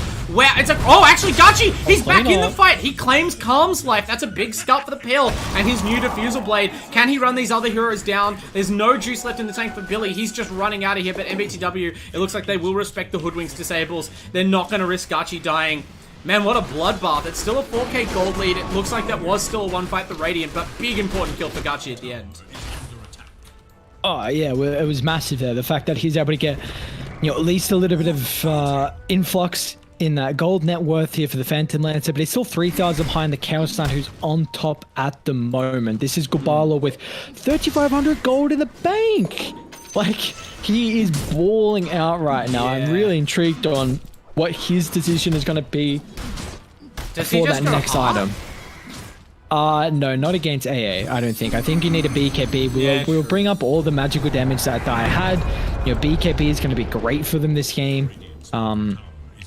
He might still consider going into a Sanj and Yasha next. We're going to smoke though, Dire. Yeah, Ember just teleported to bottom lane. I think they saw that on the Pale Illusions. They know it's 4 heroes for Radiant this fight. They're going to go in with that. Uguay's got the coil ready. He might be able to find 3 again. Billy still has no mana. He's got a 10-stick wand. That's all he's going to have. But no arena anymore, and they're just going to fight. But the Doom, he's in a rough spot. Brought down by the Chaos Knight Illusions. It's all about Kubala right now. He already has a double. Amos picks off Billy. So the Mars is out of there. Uguay is similarly out of there, managing to slip back towards his mid-tier 2. Rough exchange. I'm not sure it was in favor of the Chads, but they've got to take any trade they can right now. This Chaos Knight is just menacing. I want to project some sort of late game scenario where, okay, the Chaos Knight is kind of like a horses bolted scenario. This hero has money now, but he doesn't accelerate his farm as much as a hero like Ember does, and the fact that Calm keeps dying is to me kind of keeping the late game potential of this PL Doom lineup intact, because Ember is not balling out of control. He's died a couple of times in a row, still only has that one item, extremely fragile in the fights. That being said, we're approaching a point where we have to question whether they're even going to be alive in 15 minutes or whether Gubala will be able to just destroy their entire base. I just think I have to dodge fights. Like yeah, you're going to have these the ultimates available, but you have a pick-off lineup. Like, use your Tiny, use your AA, have these 2 supports for going for pickoffs, have the puck playing the side lanes, getting the lane shoved out, because Radiant really struggle with catching the puck. They don't have a yours on the Mars. He's going for it next item, but they have to rely on a chains or a Hoodwink getting a bushwhack from the trees, which you can do with Scurry, but it's still really, really difficult. And Uguay's even gone that defensive item, with the Euro Scepter, so just push out the side lanes and avoid fights. They're at least going to be able to get a tier 1 tower dumper, and this is the difference. This is what I brought up in that last game where I wanted to see them put more emphasis on taking just a tower, and if you sacrifice your tier 2, you sacrifice your tier 2. You get some gold, you get some more map control as well for the Phantom Land, so we'll be able to get 2 more camps, maybe even 3, and an extra potential creep wave with how far the illusions can get pushed up. And it also, more importantly, gives you just that much more space for the puck to be able to play these side lanes. So just the thing about Radiant is that they don't take objectives well. Like, Chaos Knight has never been known to be able the greatest hero to hit objectives. They don't have the greatest Roshan lineup as well. Maybe eventually all this minus armor could just be overwhelming for Roche, but right now, Dire, play for the late game. You got a PL that's your win condition. You got a Puck who can go hack as well. Like, already Uguay's having a solid performance, 6-3 and 5, and he's not really going up against too many big counters as well. So if we can still see them kind of slow this game down, even though they're behind, and it always feels bad when you've got these big ultimates and you want to use them, but unless they're going for pickoffs, I don't know if they can really fight. Dire scan the Roshan because they haven't seen a single Radiant hero for a while, but all they did was farm out the entire Dire jungle, cover it in sentry wards, and smoke. You can see all these Dire wards on the bottom side. It looks like, as you said, they're trying to secure a side lane for either Gachi or Uguay to play, but they're not... that's so stupid. What happened? Oh, I just hate how DD in front of Roche is a thing. Oh, yeah, right. Like, I was literally saying, like, that's something you don't have to worry about. Yeah, they see the rune and they immediately walk in the Roche. I mean, Chaos Knight can kill objectives quickly if he commits to the Phantasm as he has now. Roshan a little bit less so, obviously kills the illusions, but, there's still the Ice Blast in question. They're fighting. They're going to go in. They found Calm. First game, he was Mr. Perfect. This game, I'm not going to flame Calm, but he is definitely not the star of the show. It's all about Gubala, and maybe you would have been better off just committing to the smoke gank, because they try to go into that Roche pit, and they suffer for it. They lose their mid. The Ice Blast keeps the Chaos Knight from finishing the objective, and now there's a half hit point Roshan. Gachi just, send some illusions into the pit to check it out. You want to fight. You've got Arena, you've got Chaos Knight. I mean, I guess you don't have Phantasm now, but I still feel like if you can get to grips with the Dire, you know, that's what UOW should be trying to do. You know, use this Blink Dagger on Billy. You know, use your hoods, use your timing that you have. They are still posturing around Roche, so let's see with the Ember respawning if they're going to think about going back in. I really think that... Okay, but they do have BKB. Like, Radiant are the ones that want to keep fighting Die. They do not. Yeah, they only BKB have the Dooms on cooldown. Like, no, the fact that no one is shoving bot in is a massive worry for me on Dire. Like, that tier 2 tower has to prevent Radiant from taking Roche on. No one is doing that, so they can take Roche. Like, that is just a big misplay from Dire, and you cannot make a mistake like that, because you're one game down in the grand finals.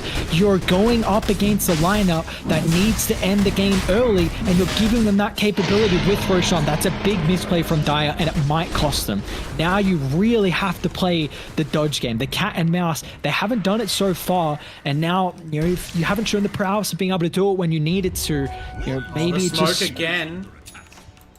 This is big, right? They've got the Doom and PL deep, but if they find Uruguay, that's the kill they want. He blinks away, maybe sniffing that gank out. I think, okay, yeah, the smoke was revealed on the hoodwink, so great reactions. They're going to settle for a kill on Pondos, who throws out the Ice Blast, knows he's dead the instant that Arena gets cast. That's a bit of a booby prize here for the Radiant, but they'll still take a kill. Now we're going to see belatedly the move that you wanted, right? Gachi into the bottom lane. I think the Chads just got torn. They really couldn't decide whether they were going to try and contest the Roshan directly, like, you know, send their PL and Uruguay up there, or whether they were going to, as you say, position themselves to constantly pressure for that tower trade. And in the indecision, like you said, cost them. Now they've lost a tier 2 mid, and they still haven't really, you know, done much damage to this bottom tier 2, but it looks like they're going to try and, yeah, get this kill on Calm and transition into that tower. There's no Radiant heroes anywhere nearby. If they can land a spell, great positioning. Dream Coil on this Ember would likely mean his death, but it looks like they're going to not go for it. Oh, they're in actual big trouble here. They've got a TP out now. Yeah, they're Uruguay getting retreats backstabbed immediately. They've called it, right? Uruguay circled the high ground. Oh, look at the blink from Dunker. He does have a BKB as well. It's unlikely the ET would be able to catch him, but yeah, as yeah. You got to instantly go mid and top. Instantly on Dire. Get those lanes shoved out. See, Infamous is trying to de-ward your top jungle as well. This gives you an opportunity. You know you're going to probably lose that tier 1 bot, probably the tier 2 now. So that movement from Radiant is really like a heads-up play. Like, Calm, he gets the lane shoved in, Mark TP's down, and it now forces Dire out of that power position where if they're able to hold that for just, you know, X amount of time, it's a trigger point. Oh, wait, now they've found Calm on the opposite side of the map. Everyone ran to the other side as far as they could be, and in the end, it still results in a Dream Coil gank on the Ember Spirit. I talked about this, right? Like, they've identified he's the hero we can kill who matters, and they're just going to kill him over and over again. Calm, he's kind of accepted his fate. He's building towards a Linken's, but I don't know if even that helps you survive the Ice Blast Dream Coil combo. So, yeah, rough times ahead for the Ember as long as he's not playing with his team, but he is forcing these trades, right? Like, his position kind of creates the opportunity for them to tower trade as they are, and for now they're coming out ahead because they're taking sort of deeper towers. But I don't know, what do you think of this strategy? Should the Ember Spirit just be as 5 with his squad threatening the high ground, or, you know, is this paying off? He does have to play the side lanes just because they don't have really the best way to push out lanes. Like, you got pretty immobile heroes like Chaos Knight, ET, your Mars is not the greatest from getting across the map. I mean, he's got Windlace, Phase Boots, and Blink, so it's actually a little bit better than some other builds. Hoodwink maybe actually now with Acorn Shot and Bushwhack maxed out that you can play some of the side lanes as well, but you know, so far Ember, his sole job is to actually see Gubala. He's very deep. There's an Ice Blast. He could die very easily. He gets tossed deeper in. How fast can his team get here? It's a great stomp on the Tiny to try and delay things. Gubala realizes he's committed. He just gets the Phantasm off. I don't even know how he had time to cast that spell, but he casts Phantasm and he BKBs, and then they get a double kill. So everything going wrong for the Chads. Somehow that looked like a huge opportunity for them. And it's not even like, you know, Billy arrived with the Arena. They just fumbled the kill on the CK. They did not have the lockdown to stop his BKB. And now Gubala just turns it around on them. He's almost got an Assault Cuirass. Yeah, that's going to give them a little bit of an easier way to be able to go up higher ground here with that Assault Cuirass. Just the minus armor. We've always been bringing up this game that the lack of armor that Dire have is also now going to get reduced just, you know, ever so slightly. with that AC. So a big fight from Radiant. Let's see what they're able to do with it though. Aegis gonna tick out in 50 seconds, so they don't have long. Yeah, it looks like the Dire are moving towards their own jungle to try and de-water, but they're going to basically immediately realize, like, guys, this is a serious threat to our tier 3. They expend the glyph because they have no one in position to defend. The Gabala, he has no BKB for 15, no Phantasm for 15, all 5 Dire heroes alive with all their ultimates. He's standing on the high ground punching the tower. This is the power of the Aegis, right? Like, all they have to do is do this and wait for Dire to make the first move. They need to de-ward this base too. This is a very, very big advantage. They're still trying to make right a play now. on Calm in the mid lane. Peel and Doom are trying to find the Ember in the middle of the map. Meanwhile, their tier 3 is being sieged apart. There's not much left. Billy decides to go. He finds 2 with the Agshard Spear, but it's way too deep, and he realizes, I like that he didn't commit the arena. He didn't have to. He holds that big team fight spell, because every time they've used that arena, things have gone bad for them. But the Aegis is reclaimed on Gubala. They jump now, though. At this time, he still has the Phantasm. He hasn't cast it yet. He gets Ice Blasted, but they've already lost the Doom and the Tiny. They both buy back, though, so the Radiant beat a retreat from the base. That was a crazy exchange, and the nerves it takes to hold your spells there on Gubala. But they decide, no, we force buybacks, actually. We'll just leave. We are not under pressure. Even from your late game lineup, we can drag this another couple of minutes and really make you feel the economic sting of the buybacks you just committed.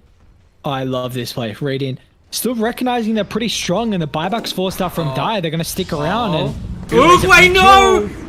They were still as 5. Look at the Dire chart. Okay, the Puck survived. No, he's dead. He's dead. Okay, good timing on the spells there. They cover him in damage. Puck has no buyback. This AA is caught as well. What happened? The Dire just charged out of their base. They got no kills. I don't know if they were just determined to get some money back for those buybacks, but they just ran pell-mell down the mid lane with no regard for their own safety or, you know, any possible observer wards the Radiant may have left behind. And from the safety of the Dire high ground on the triangle, they just pick their target, crush Oogway's Puck, and now the high ground will be back under threat before too long. How is my boy Gachi doing? Is this heart completed? Nope. No. Oh, wait, hang on a second. He's already got the butterfly queued up, so I don't know if there's like a component on his courier. Oh, yeah, it's coming from top. All right. Okay. Yep. He went the long way around. Mission impossible for this this Fairy Fish courier. I approve of the choice. Billy Harrington. Does he go the shard next item? Because they got to defend high ground, and shard is really, really strong at defending high ground. But I don't know. like, Shards for long fights, right? Like, that's where it works best. You want to play hit and run? These heroes are just going to bulldoze your base. I don't know how good it is against CK specifically, like a CK that's this fat in this position. He does need mana, though. That's the thing. Like, CK is a strength hero, needs mana. So does Mars, so does Ember. That's what I'm thinking He's about. already cast the Phantasm, though. Like, the illusions, they're just a blunt instrument, right? Look at them take the buildings. What does PL do to this? I mean, he's still got... It's still an 8-second BKB. He's mana burning that illusion there, and it still it does not stop it, almost killing Amos. But Oogway, that does a lot. Decimates the illusion army with the damage. The Ice Blast now, it's going to hit the CK in the Dream Coil. They've assembled this combo from parts. Billy misses the spear. This looks good for the Chads. The Doom can't get into the fight yet. Divide, he roams in. The immediate impact of the natural order. Gachi melts, has to be this quick retreat. The AA buyback, they cast the Doom, and they get rid of that Elder Titan from the fight. He was in way too committed there. Now they can punish. They dive in. Calm. He's trying to be the hero. He's been the bait so far this game. And look, he's going to be a sacrifice again unless he gets out of these cold feet. He's trying to do all he can. He gets the slight, but inevitably the cold feet procs. They're going to try and focus him down. Gubala, the stun is not enough. They finish off Ember. He buys back. Immediately Redmond's in. Amos is getting chased out of the fight. Everyone's getting chased around by whoever bought back most recently. But they found Gachi on the side here. His heart has not had time to regenerate him. And now that is 3 diebacks. The immense damage coming through from the sharpshooter might be the nail in the coffin here for the Chads. Oogway, he can't die here. Pops the phase shift, manages to avoid that Mars spear, but they are already hunting down his position. Whoa, the damage from Gubala. He crushes the skull of the Puck, and the hopes of the Chads in one blow. They're gonna throw it. GG! They've done it! That's the grand finals! Whoa! This Chaos Knight pick, Gubala absolutely stacked. No one else on the team even close to him in net worth, and it doesn't matter a jot, Ares. Wow. Like, that is incredible. UOW. I mean, the balls on these guys. the balls on this team. They come into it, they played incredibly well through the group stages. They were top of the table, 2 ties from them. They'd previously played UQ Ultra Chads. They got 2-1 versus this team in the upper bracket finals. They wanted some revenge. They come back and absolutely dominate UQ in a 2-0 fashion. Gobala comes out and just absolutely demolishes game 1, game 2. UOW, just what a incredible performance from them. This is just honestly, I thought we were going 3 games here today, but UOW they really turned up. I mean, last week we were seeing last time we cast, we were seeing the praises of UOW. We were talking up their chances after they beat QUT Refugees in that third place match as expected. But man, that looked like a harder task than this. I don't know if they got in the hyperbolic time chamber or what happened, Ares. Whether they were sandbagging the whole season, but it just goes to show, right? Like, these 2 teams were in opposite brackets in the group stage. They'd only had that 1 encounter, and I don't know whether or not they were studying the tapes, but UOW had the Chads covered. Almost any move the Chads made in these 2 games was just snuffed out. Amazing, Dota. Yeah, it was just... I mean, those decisions where you get that Aegis, like the UQ getting the Aegis, getting those outer towers, getting that map control, getting those items, the item progression and how they're able to play this game, like Calm recognizing he needs to be on lanes. Yes, he dies a couple times. Great arenas, great Earth splitters. We just see a couple fights where UOW goes their favor. And again, it's kind of that laning phase. The laning phase from UOW through game 1 and game 2 was on point. That gave them such an advantage where then the enemy team was lacking levels. We didn't. So often we see like a Tiny and AA or AA plus anyone else have this burst capability, but it just did not come through here in this game for UQ, and ultimately not being able to get those pickoffs meant that you couldn't give space to Garchi's Phantom Lancer, and UOW just steamroll through a lot of these fights. And this is big for them as well, because Devi Lama, he's been in, I mean, not just Devi Lama, like Mark, even Billy the Silly. Like, these are a couple of players that I've seen through I first started casting for AEL, and I think we're up 3rd or 4th season for me. So finally these players, they've been playing a long grueling seasons, and finally they're able to take it in 2-0 fashion. And not just those as well, like Calm, he's been a staple for them in the mid lane, just having such dominant performances. Gobala as well, this up and coming position 1 player, is getting a little bit more time in other tournaments like the OETL, and is really showing why he's a staple. I mean, he is incredibly high ranked as well. I mean, he's 740 Immortal, and we just see, like, this is UOW. They looked really, really good in this grand finals, and I was very, very impressed by their performance. Yeah, you've really driven it home, I think, like, the magnitude of something to not just win the grand finals, over a team that's been, like, pretty much the bully of this competition for several seasons, but, like, to visibly create like a noticeable skill gap over them, right? Like, you mentioned the move from Gabala in the first game, that teleport, like reacting, like in this game, sorry, Snap reacting to the enemy carry TP to immediately move, like not just identify, oh yeah, we've got a generalized advantage, I'll get my next item, I'll heal up and we'll start pushing towers. Like, no, I'm half health and mana, you guys have mana for 1 stun each, but that's enough to kill a PL and we know where he is, let's go right now. And like, you know, that, you look at the divergent point on the net worth graph I had up before, from that point, their 2 lines go like this. Like, the PL gets no farm for the next 10 minutes, and then Gachi is, like, double his net worth by the time, you know, the serious team fights start happening. Uguay, I want to give a special shout-out on the puck, did some absolute heroics. You know, we mentioned he had a nearly free game, and he played like it, did everything he could. But even he struggled a lot in the lane against Calm's Blightstone start Ember. I'm not sure what happened, whether it was one of those small things that snowballed, or whether it was just a difference in builds. Even if it's, like, just you don't assume he has that much damage and you take a bad trade early on, you know, that can impact a lot of things. But, yeah, just 2 behind after the laning phase, and for once the Chads were the ones, you know, sort of on the back foot, and UOW showed them absolutely no mercy at all.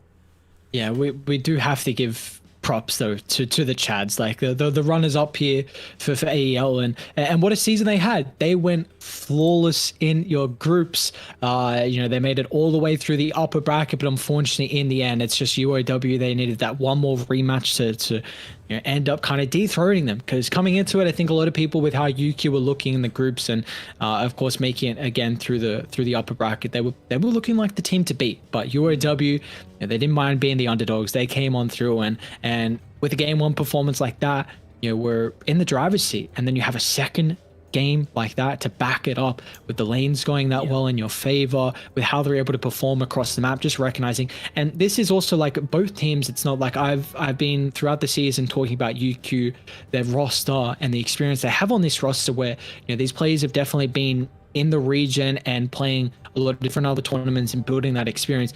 But Mark in particular as well for UOW, like he's built that experience. Like he's been in tournaments after tournaments, he's gotten some intel down for a lot of the OEDL people because he's around a lot of those players, and the fact that he was able to help coach this team, I don't want to say, sorry, help captain this team, and the experience and how he was really able to help kind of set them up for the lanes, the draft, whatever, the communicator. Just massive props to him as well. Like it definitely is deserved. And his in-game leadership as well, like his individual play, the 4 position, it's a role where your hits and misses really stand out, right? Because often you're the playmaker early on in the game, and both those games, right?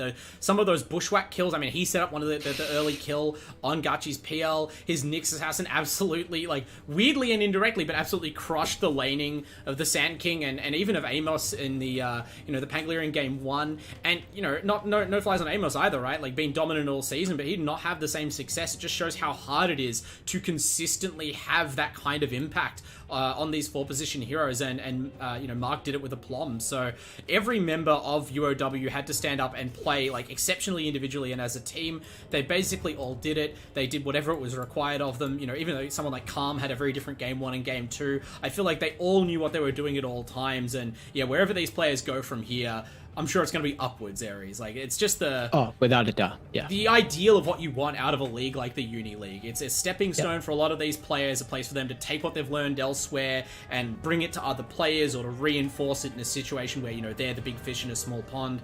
And, UOW, you're the biggest fish, the champions of Season 1 for 2021. Of course, that is only Season 1 for 2021, Ares. We do have further seasons coming up. We have to make sure that everyone, understands we will be back sooner than you think. Registrations open on June 21st. You've got a month basically to put those in, and then we're back August 2nd, only a couple of short months away, with chance for the Chads to claim their revenge.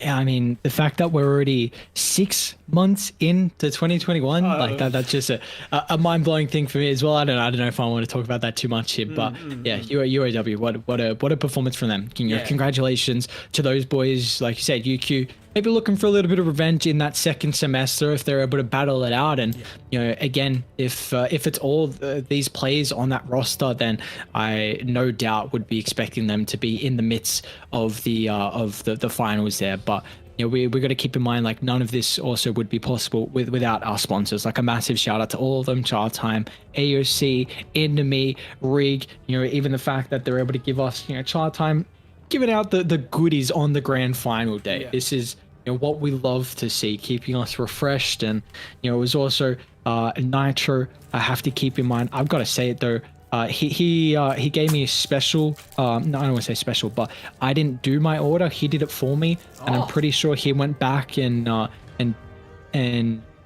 picked what I got last season.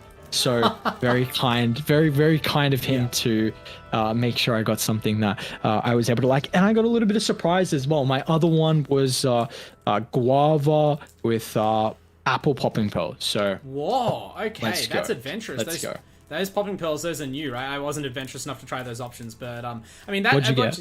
I think I got just chocolate and mango with the classic pearls. I like my, basically just big smoothie, like that's what I want while I'm casting. As soon as the throat as well. But I love what you said. You bring up, them running around getting those order for you, because that is just the kind of effort we expect from the admins here at AEL. They've been terrific. The whole team, really dedicated stuff. We talk about the sponsors and we thank them every week, but no one thanks the admins behind the scenes, So credit to them, everyone, you know, helping produce this stream and put this whole league together, keep the teams in line, handle the registration, top to bottom, the sponsorships, all of that stuff is essential for making sure that we have a platform for the kind of Dota we saw tonight. And even if some UQ fans might be smarting over the results, you have to hand it off to them for producing such a great tournament season in and season out, Ares.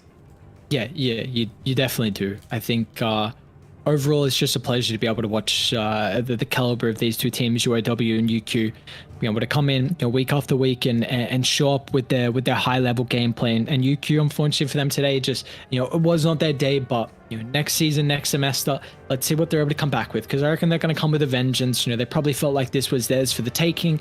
Unfortunately, though, today was UOW that just outplayed them. Absolutely. So credit to both our grand finalists, and thanks to you, Ares, for casting with me through these final series. It's been tremendous. As you say, you've been here a long time, very much the face and voice of the Uni League, and I very much enjoyed the partnership. Hopefully, we can resume that in a couple of months' time. Yeah, sounds good. See you later, everyone. Enjoy your chat time.